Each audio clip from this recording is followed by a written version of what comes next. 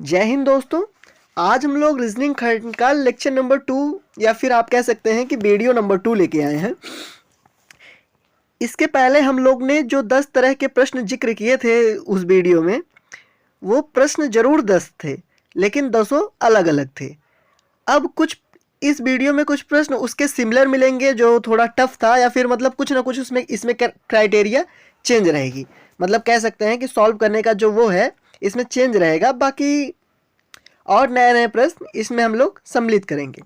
जैसे अब हम लोग आते हैं अपने वीडियो पे। जैसे इसमें पहला प्रश्न है कि दिए गए प्रश्न में संबंधित संख्या हमें ज्ञात करनी है। तो इसके पहले हम लोग क्या करते थे, हमने देखा था कि अगर बहुत ज़्यादा परिवर्तन हो रहा हो तो डायरेक्ट स्क्वायर कर देते थे, मतलब या फिर क्यूब कर देते थे, या उसकी पावर 4, 5, 6 अप्रॉक्स कर रहे थे अगर बहुत ज़्यादा परिवर्तन हो। या फिर हम लोग ने पढ़ा था प्लस होता हो, माइनस हो रहा हो, या फिर मल्टीपल में चल रहा हो। लेकिन इस प्रश्न में क्या देखेंगे, इसमें देखेंगे कि जो 7 से डायरेक्टली नहीं तो इसका क्यूब होगा, ना ही प्लस, ना ही माइनस, ना ही मल्टीपल में होगा। तो अब देखते हैं 7 का संबंध 50 के साथ कैसे है। अब देख रहे होंगे आप 7 का स्क्वायर करने पे 50 तो नहीं आ रहा है, लेकिन कह सकते हैं कि जब 7 का स्क्वायर हम करेंगे तो 49 आएगा। इतना तो आपको समझ में आया। 49 आया। अब उसमें 1 प्लस कर रहे हैं, मतलब 7 हम लोग इसमें कर क्या रहे हैं, 7 का स्क्वायर कर रहे हैं प्लस 1 कर रहे हैं, तो कितना आ रहा है, 50 आ रहा है। अब सिमिलर ही इसको हम लोग करेंगे। ठीक, अब ये हम लोग देखेंगे इसमें कि जो ये है कि ये किसका स्क्वायर है। आप पाएंगे जो मतलब इसके आसपास देखेंगे 101 के, तो एक 101 तो किसी का स्क्वायर है नहीं, मतलब किसी की घात का 2 तो है नहीं। तो लेकिन इसके आसपास का देखते हैं तो हम लोग पाएंगे कि 10 का स्क्वायर क्या होता है, 10 का स्क्वायर 100 होता है। और हमने अभी इसमें क्या देखा था, 7 का स्क्वायर प्लस 1, ये मिल रहा था हमें 50। अब इसमें कर रहे हैं तो 10 स्क्वायर कितना आ रहा है, 100 प्लस इसमें प्लस 1 था, इसमें भी प्लस 1 करेंगे तो कितना आ रहा है हमारे पास, 101 फाइंड हो रहा है। तो हम कह सकते हैं कि जो इसमें ऑप्शन नंबर बी है वो हमारा सही आंसर है। अगले प्रश्न पे आते हैं। अब देखिए अगला प्रश्न क्या कह रहा है। अगला प्रश्न कह रहा है कि हमें ऐसा इस मतलब प्रश्न में ऐसा संबंधित शब्द को चुनना है जैसे जिसका संबंध दिए गए कथन से हो। जैसे बटुए और रुपए में क्या संबंध है। आप जानते होंगे जो बटुआ है वो रुपया रखने के काम आता है। तो इसमें कौन सा ऐसा चीज़ है जो पेन ड्राइव में रखने के काम आता है। स्टोरेज। स्टोरेज अगर पेन ड्राइव में आप रख रहे हो तो ठीक है, लेकिन ये स्टोरेज एक प्रकार का खुद ही है कि इसको किसी तीसरे पार्टी की ज़रूरत होगी, तो उस रूप में जाके वो पेन ड्राइव में होगा। कि पेन ड्राइव का एक मतलब कह सकते हैं कि जो इसका मतलब इसको इस मतलब पेन ड्राइव से स्टोरेज को संज्ञा दी जा सकती है, ना कि ऐसा कुछ है कि इसमें रख सकते हैं। अब जेब है। जेब तो भैया आप तो आमतौर पे जानते होंगे कि जेब पैंट में होती है, तो इलेक्ट्रॉनिक से इसका क्या संबंध है। तो खैर जाने दीजिए, उसकी चर्चा नहीं करते हैं। और कंप्यूटर, कंप्यूटर तो खुद ही एक डिवाइस है। ये भी गलत है, ये भी गलत है, ये भी गलत है। बचा क्या, डाटा को हम पेन ड्राइव में रख सकते हैं। जैसे रुपए को बटुए में रख सकते हैं, वैसे डाटा को हम पेन ड्राइव में रख सकते हैं। आई होप आपको ये प्रश्न अच्छे से समझ में आ गया होगा। अगले प्रश्न पे आते हैं। देखिए अगला प्रश्न क्या कह रहा है। अगला प्रश्न कह रहा है कि निम्न संख्या श्रृंखला में अगली संख्या क्या होगी। ठीक, इसमें कह रहा अगली संख्या क्या होगी। मैंने आपको इसमें क्या बताया था, मतलब इसके पहले वाले वीडियो में इस तरह के कुछ प्रश्न सॉल्व करने को बताए थे। उसमें क्या बताया था, उसमें हमने बता रखा था आपको कि इन दोनों में जो परिवर्तन हो रहा है आप इसको नज़र करें। नज़र कैसे करें, ये परिवर्तन किस तरीके से हो रहे होंगे, या तो प्लस में हो रहे होंगे या तो मल्टीपल में हो रहे होंगे। अगर बढ़ रहा है तो या तो प्लस होगा या तो मल्टीपल होगा। ठीक, अब इसमें बढ़ रहा है। आप देखेंगे जो 5 से मतलब 315 से 317 है, तो ये बढ़ रहा है। इसमें कितना बढ़ रहा है, +2 का वो हो रहा है। अब 317 से 322 में देखेंगे तो आप पाएंगे कि +5 का हो रहा है ना। अब 22 से देख रहे होंगे 29 में तो +7 का हो रहा है। आपको इतने देर में तो इतना समझ में आ गया होगा कि ये जो 2, 5, 7 हैं ये अभाज्य संख्याएं हैं। मतलब किसी से भाज्य नहीं हो रही हैं। और इसमें देखिए, इसमें कि 29 से 40 के बीच में क्या डिस्टेंस हो रहा है, 11 का हो रहा है, तो 11 भी एक अभाज्य संख्या है। तो आप देखिए 2 के बाद अभाज्य संख्या 5 आ रही, 5 के बाद अभाज्य संख्या 7 आ रही, 7 के बाद अभाज्य संख्या 11 आ रही, तो 11 के बाद अगली अभाज्य संख्या कौन सी है, 13। ठीक, अब इस 340 में आप 13 को प्लस कर दीजिए। जब आप प्लस करेंगे 340 में 13 को, तो आप पाएंगे कि जो आंसर आ रहा है वो 353 आ रहा है। तो 353 कहाँ है, 353 ऑप्शन नंबर हमारा बी में है, जो कि वही सही आंसर है। अगले प्रश्न पे आते हैं। अगला प्रश्न कह रहा है कि दिए गए विकल्पों से हमें भिन्न चुनना है। जब आपको किसी प्रश्न में भिन्न चुनने को कहे, तो आप देख लें कि उसमें से कौन कौन सा शब्द एक दूसरे से संबंध रख रहा है और किस रूप में रख रहा है। तो अब इस प्रश्न की बात करें, अगर हम पर्सनल इस बात की बात करें, तो ये कोहिमा, ईटानगर, शिलोंग और मिजोरम 4 ऑप्शन दे रखे हैं, मतलब 4 विकल्प हमें दे रखा है। तो आप आमतौर पे अगर इसमें इस तरह के प्रश्न आए, तो आप अगर किसी राज्य का नाम दे रहा है, राजधानी दे रहा है या फिर कुछ दे रहा है, तो उसमें आप जनरली कॉमन चीज डिफरेंस करने की देखेंगे, क्योंकि राज्य और राजधानी आमतौर पे ऐसे प्रश्न ही पूछे जाते हैं। अब जैसे इसमें है कोहिमा, ईटानगर और शिलोंग, ये तीनों राजधानियां हैं, मतलब कह सकते हैं कि ये तीनों जो हैं ये राजधानियां हैं। ठीक, और अगले की बात करें जो ये मिजोरम है, ये मिजोरम राज्य है। तो भिन्न कौन हुआ, अब जब 3 राजधानी है और एक जो है वो राज्य है, तो इसमें मिजोरम भिन्न है, मतलब कह सकते हैं कि इसका जो ऑप्शन है वो मिजोरम है।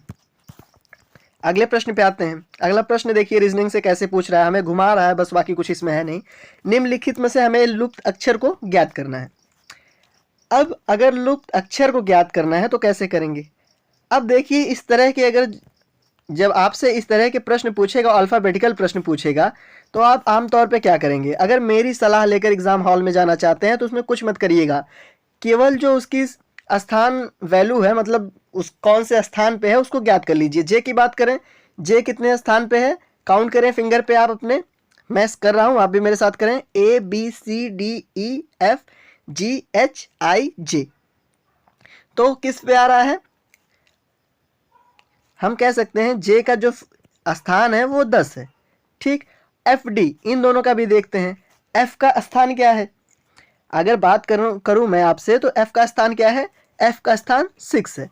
और D का कितना स्थान है, D का स्थान 4 है। आप इन दोनों को ऐड करिए, 6 + 4, इसका भी समेशन 10 हो रहा है, मतलब इसका भी एडिशन 10 हो रहा है। ठीक, अब नीचे वाले में देखते हैं, A की संख्या क्या है 1, प्लस E का क्या है 5, प्लस C का क्या है 3, प्लस A का क्या है 1, इसका भी सम करने पे टोटल 10 आ रहा है।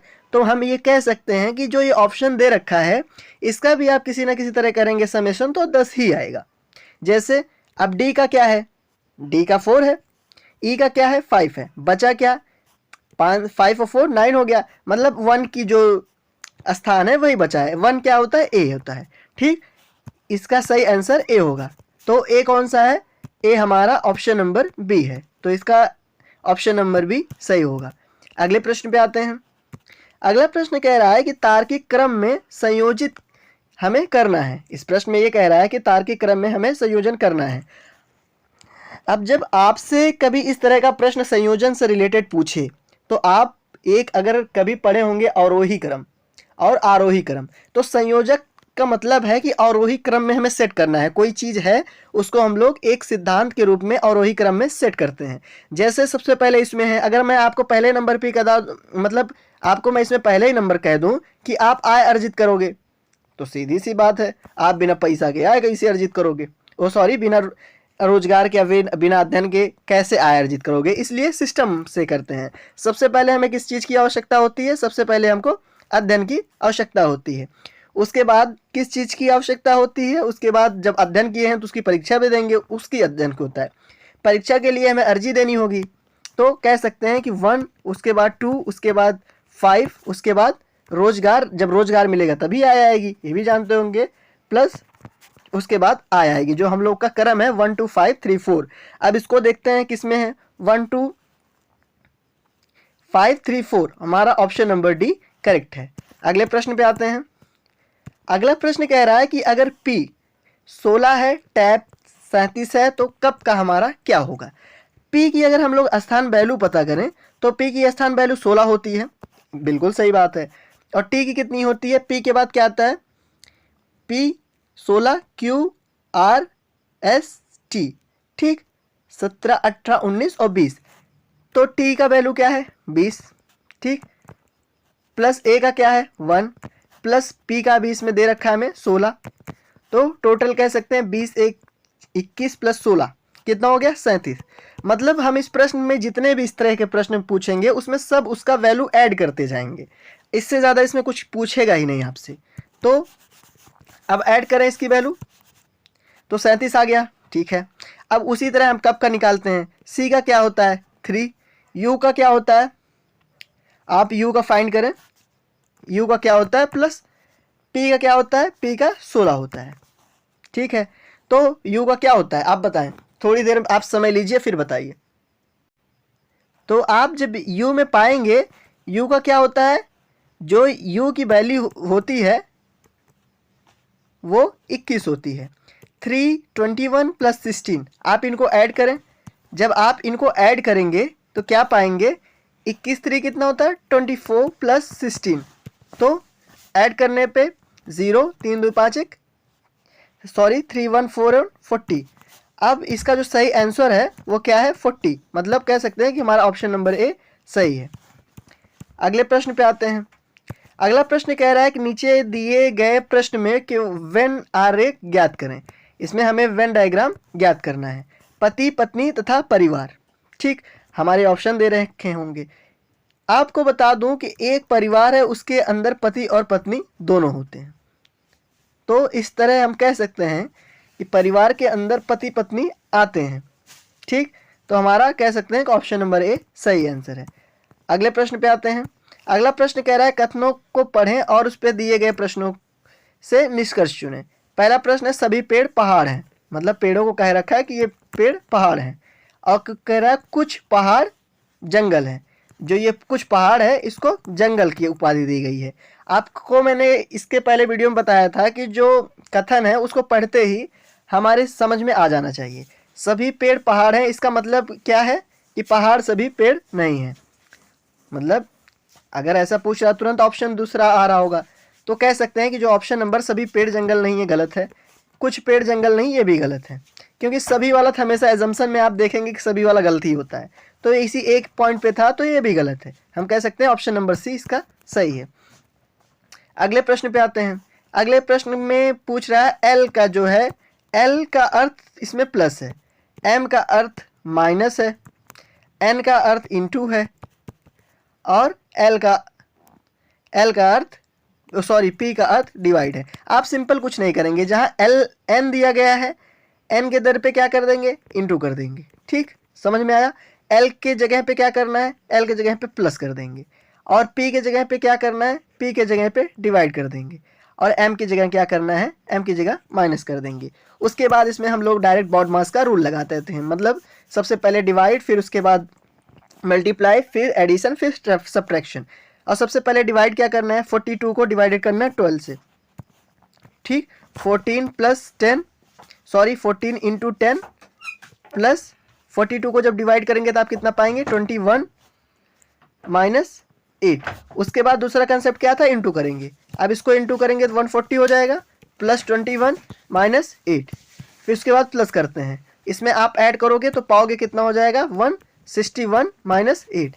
161 में से अगर आप 8 माइनस करोगे तो कितना आपके पास आएगा, तो कितना आएगा 153, इसका सही आंसर हो जाएगा 153, ऑप्शन नंबर 1 में इसका आंसर है, तो इसका ऑप्शन 153 हो जाएगा। आई होप आपको ये वीडियो पसंद आया हो, अगर पसंद आया हो तो प्लीज़ कमेंट बॉक्स में बताइएगा।